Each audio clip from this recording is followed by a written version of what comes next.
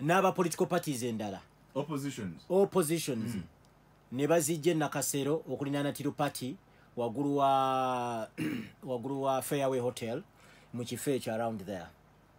era nga mu kifo ekyo bazigabira okusinziira ku intelligence yange ensimbi bazijjaawo era nga mu kyo aba independent y'omuntu yomwe yali azibagabira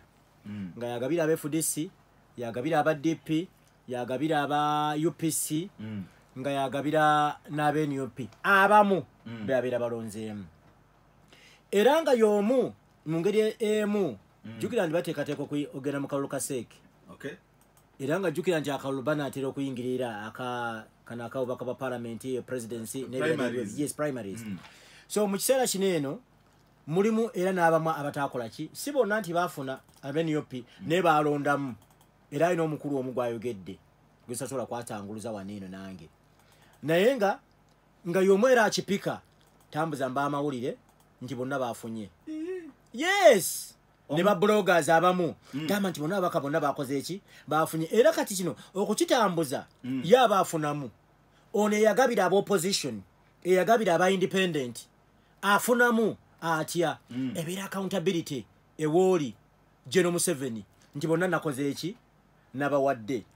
zino ezisigadde enfisi n'ez'abantu be batawadde nazo nakola ki nazitwala lwansonga monitor efulumiza gundi afulumiza ba bloggers internet yo nekoze eki efladinze yes era kyagambye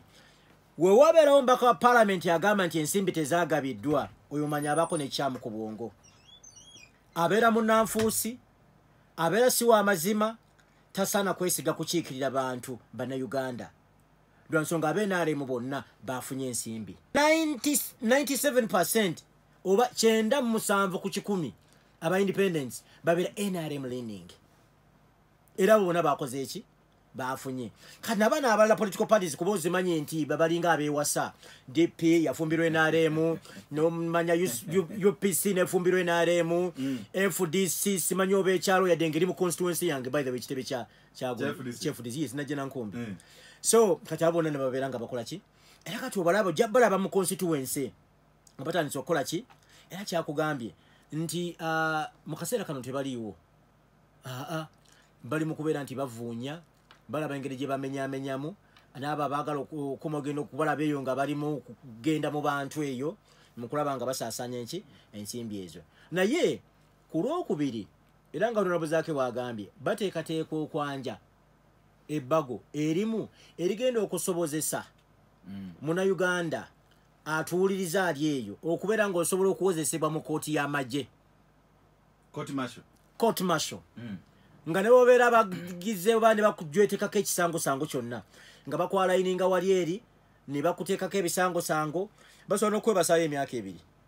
jjukira nti court martial yo bakozesa obuyinza bwabwe obw'ekinnamagye basobola okubutakuwa buyinza kwewozaako basobola okusalira ekibonerezo ekyokufa bwe kitasaana basobola okusalira ekibonerezo ekyokusibwa amayisa bwe kitasaana ezo ng'ensimbi ze zimu era eziyisibwa mu classified budgets aba independent n'aba opposition abamu balidde muluka ogwa PDM muluka okulina okuganyizibwamu abantu emitwalo n'emitwalo omuntu yagulidde omuntu atya omuntu omu 10 mu muluka gumu parish